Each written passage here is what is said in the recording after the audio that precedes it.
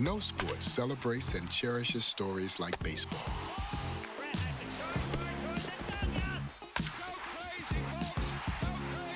There are countless tales about the major leagues and the national pastime.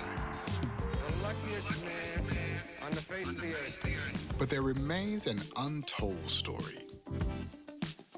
An all-American story of a league created out of necessity that would ultimately become a driving force for change. A league that didn't care what color you were or where you came from. The only thing that mattered was, can you play? And these men and women could absolutely play. By setting new standards and breaking barriers, they would change the game and this country forever. These are the legends. These are their stories. This is the Negro Leagues.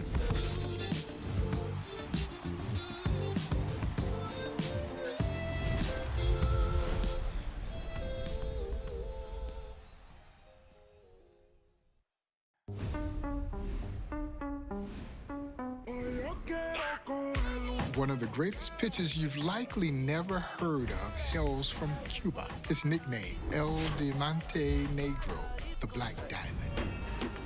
This is the great José Méndez, possessing a dynamic fastball, a great hard-breaking curveball, and pinpoint control to go along with it.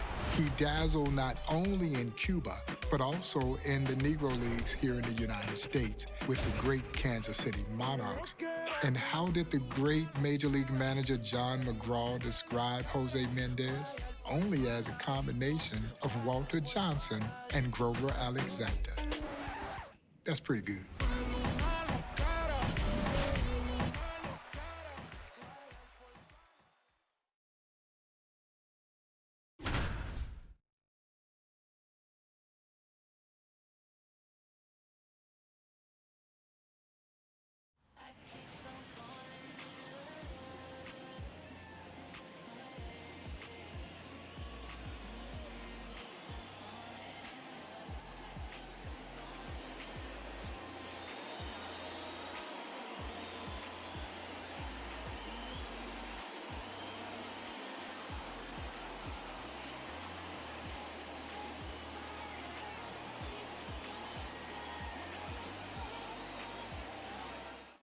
All right, ready to get underway.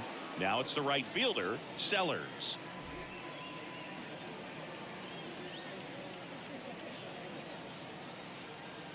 The wide to kick the pitch. That one misses, and that is ball one.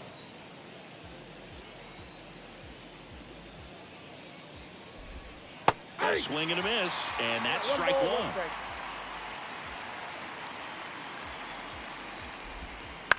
Line drive, takes it in for the out. Sanders now at the plate.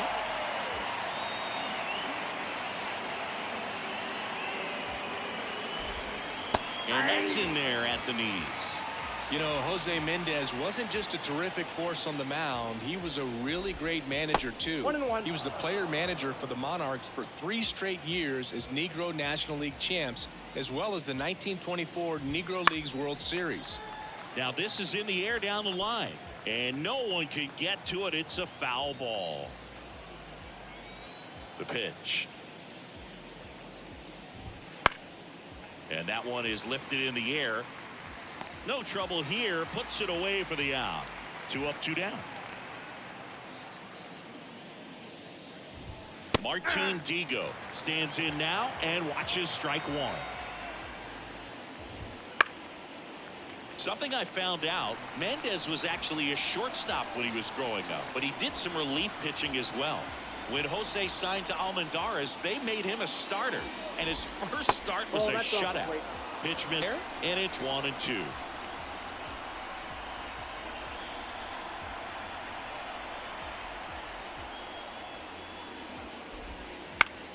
Lifted in the air, right field. Smith drifts towards it, brings it in, and that'll do it. The relationship between the Negro Leagues and Cuba and Spanish-speaking countries in general was a bond created by baseball. Negro League pushed down to Cuba well before major leaguers would go there, and of course, they were welcome with open arms. And as I reflect on my friend Buck O'Neill, who recalled going to Havana, as he would say, when Havana was Havana. Oh, it was absolutely beautiful, as Buck would recall, how much they enjoyed the scenery and the treatment that they were welcome to when they came to Cuba. And then when the Cuban athletes would venture away from home to come play in the Negro Leagues, they got the exact acceptance here in the Negro Leagues. You see, the Negro Leagues just simply did not care what color you were. All they cared was, can you play?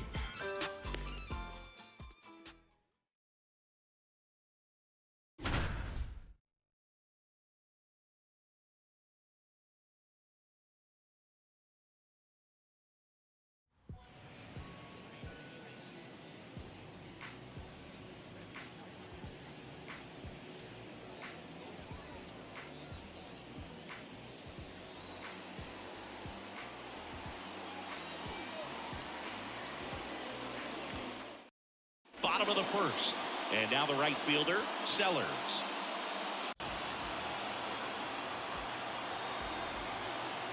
The wind of the pitch. Such a long history of great players from Cuba, Boog, and not just in the Negro Leagues. Long before Jackie Robinson broke the Major League color line in 1947, Dolph Luke was an ace for Cincinnati and Brooklyn. He was able to play because of his lighter skin. He goes down looking. So up next, Sanders.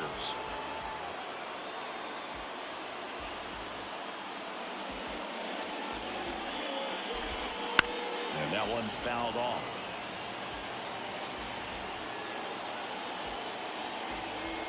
Méndez wheels and deals. I mentioned those pre-integration Cuban players, Chris. After the color line was broken, of course, that opened the door for more great Cuban-born players like Minnie Minoso, Tony Oliva, Louis Tion Jr., and Tony Perez. So 2 down now, and here is Ford.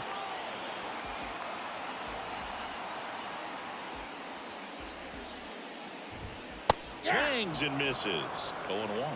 Boog, you brought up those old Cuban players like Minoso and Oliva, but there are plenty of Cuban-born stars in the majors these days, too. Guys like Yordan Alvarez, Raisel Iglesias, Randy Arozarena, and Luis Robert Jr. are lighting things up in the show these days. 2 strikes. The pitch. Méndez keeps mowing down Chicago with his 3rd K. We head to the bottom of the 2nd, and now the first baseman, West. Méndez back to work. And that's too high.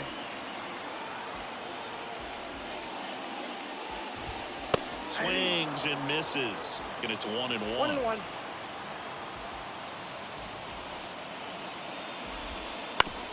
Right back to him on the mound. Throws to first. Leadoff man retired here in the 2nd. And now here is Perry. Got it started a little too early. Strike 1.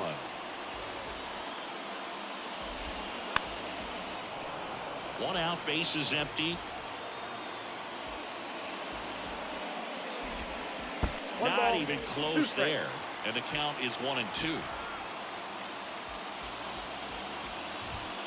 Got him looking for the strikeout. Couldn't pull the trigger on the fastball at the knees.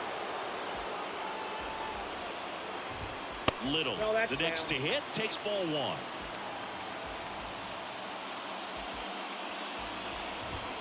Swings through that one for strike 1. Good eye right there.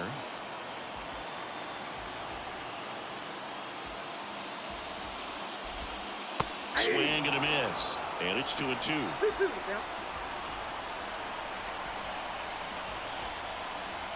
2 outs. Spoils that one, and it remains 2-2. And the righty deals.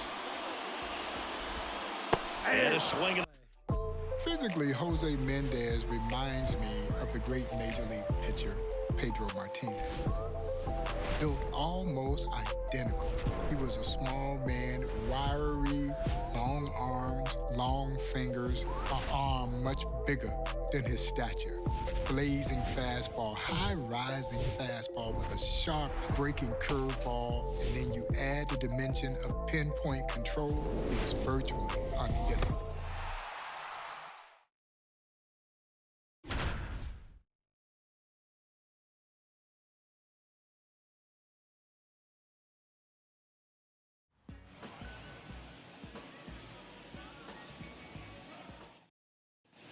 With the tying run in scoring position in the bottom of the ninth at the plate, Perry. The pitch. The shortstop takes the ball. And that's off the inside edge. And that's ball 2. He was late there. Strike 1. 2 balls, 1 strike. There's a strike.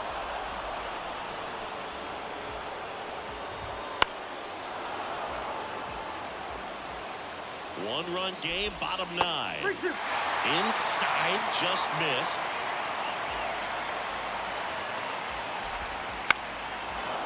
Eighth pitch of the at-bat coming up. Got him swinging. Little will hit next. Just missed. Count 1-0. And another ball.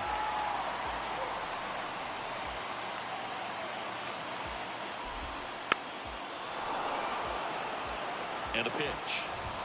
Just missed. And a swing and a miss. 3 balls, 2 strikes. And a swing and a miss. Méndez 1 out away from slamming the door for the Monarchs. Newman stands in with 2 away as he takes a ball. And that one fouled off.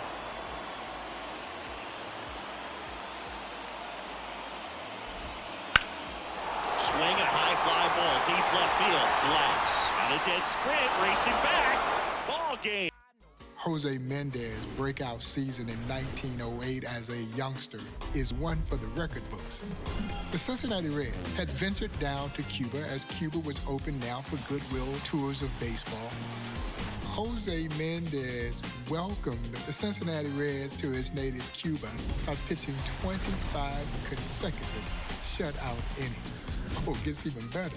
He would go on to add to that number, compiling 45 consecutive shutout innings against both minor and major league teams during that particular jaunt there in Cuba. I'm not sure you'll see that feat duplicated again.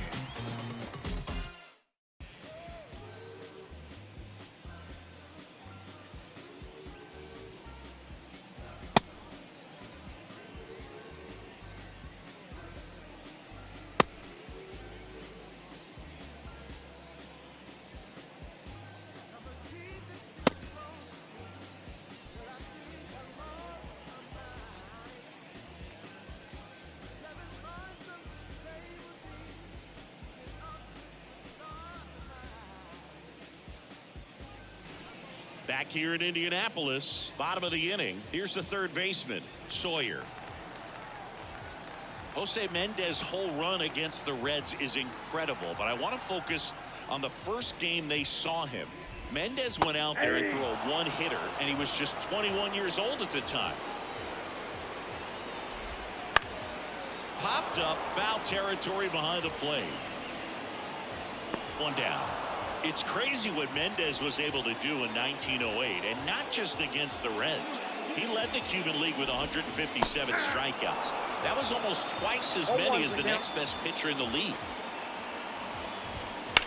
That one blasted deep to right. That's back there. And it's gone! Home run!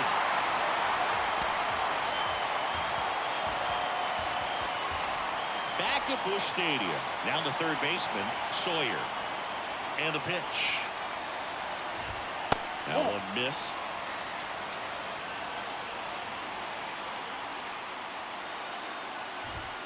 Next offering is in for a strike. That one the other way.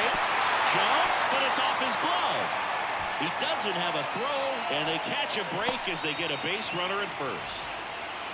Now the batter now, Walker. And takes low for ball one. Ball one, no strike.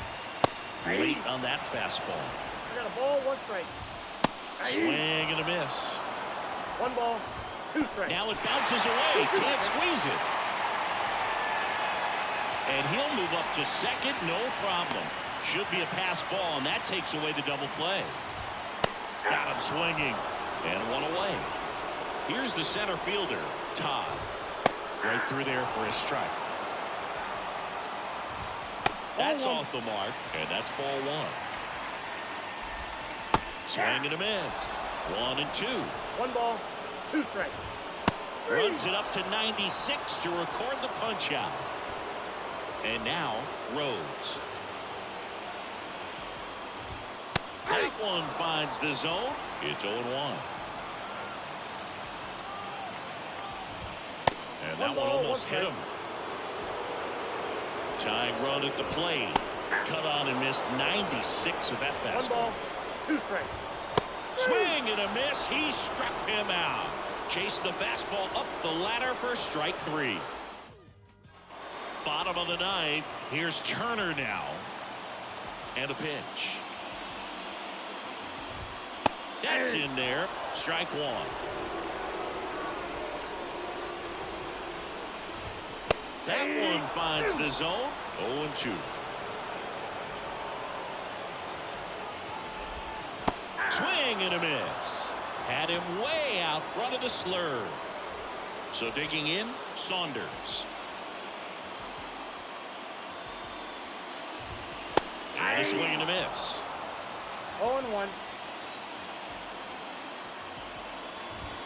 Swings through that one for strike two. No ball, two strikes. Next offering is downstairs.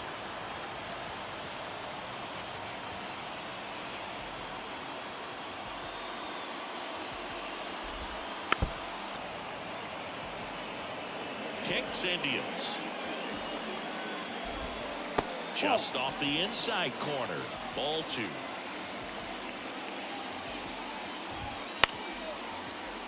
Base is empty, one away. Here in the last half of inning number 9. Swing and a miss, struck him out. Now the left fielder, Fox.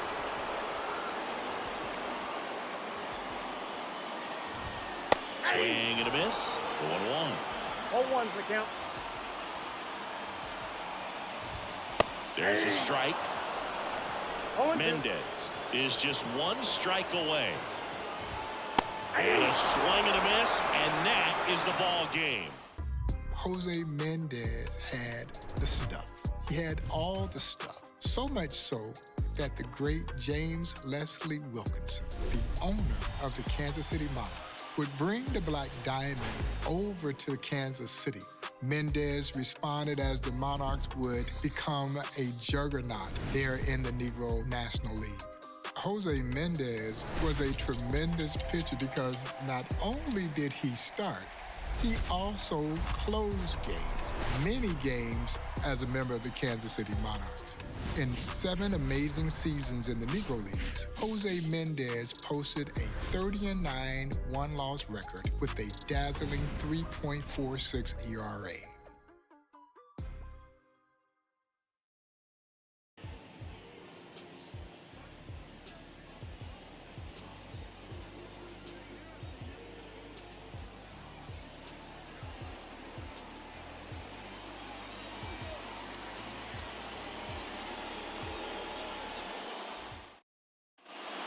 Foster digging in now. The pitch.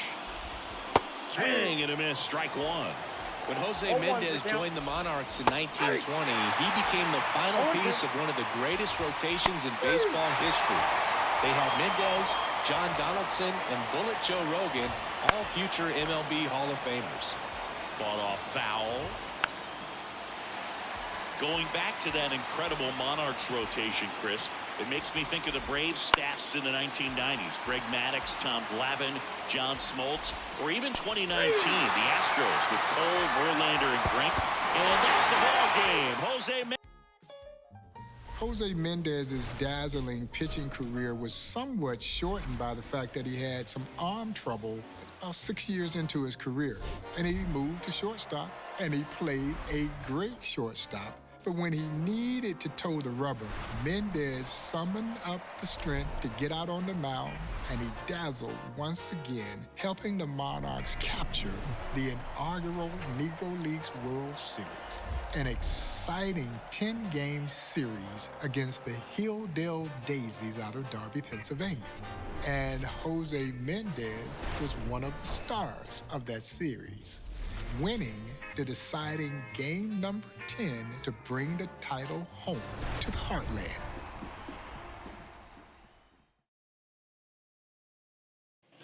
So 2 down. Jose Méndez stepping in now.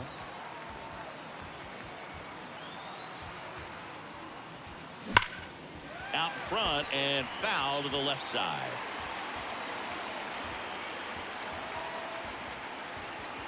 Two on, 2 outs.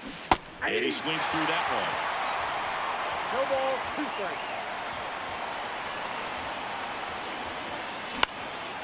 That one hit to right. Sellers sizes this one up. No trouble here. Puts it away for the out. And that is that.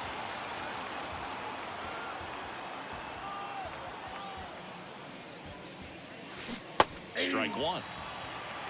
0-1's the count. Next offering is in for a strike. Righty to the plate.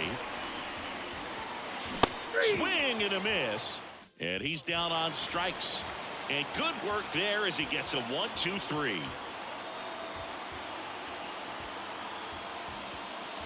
Gets him to chase after that one. 0-1.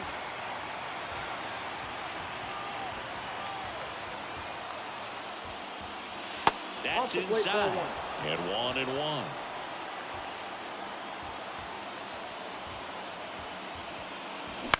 Ground ball left side into the outfield base hit. In to score from third. It's 3-2.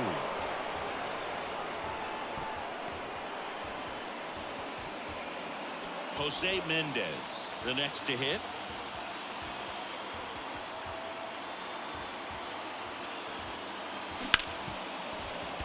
And that one finds its way through. Throw back in quickly. First and second now with nobody out. And now West. And the right-hander back to work. It's not just that Jose Méndez won Game 10 of that 1924 Negro Leagues World Series. He won Game 6 in relief, too. But what he did in Game 10 really was sensational. A 3-hit shutout to close out the series. Here's a 1-2. He fouls it off. Will do it again. On that incredible Méndez performance in the 24 World Series, don't forget that he was in his late 30s, and Game 10 was played in Chicago in 30-degree weather. Jose Méndez was absolutely built different. Perry, the batter now as he swings and misses for strike one. Hit on the ground to the right side, and foul ball. Swing and a miss, and he got him. Jose Méndez just 1 out away from delivering the championship to Kansas City. Little in the box here. Lets that one go for a ball. Swings through that. They're down to their final strike. 1 strike away.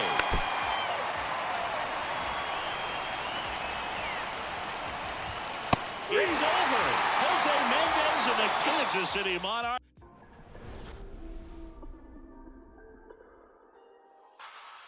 Jose Méndez was one of the most dominant pitchers this game has ever seen. The Black Diamond. Oh, and he was a great one. He is rightfully enshrined in the National Baseball Hall of Fame.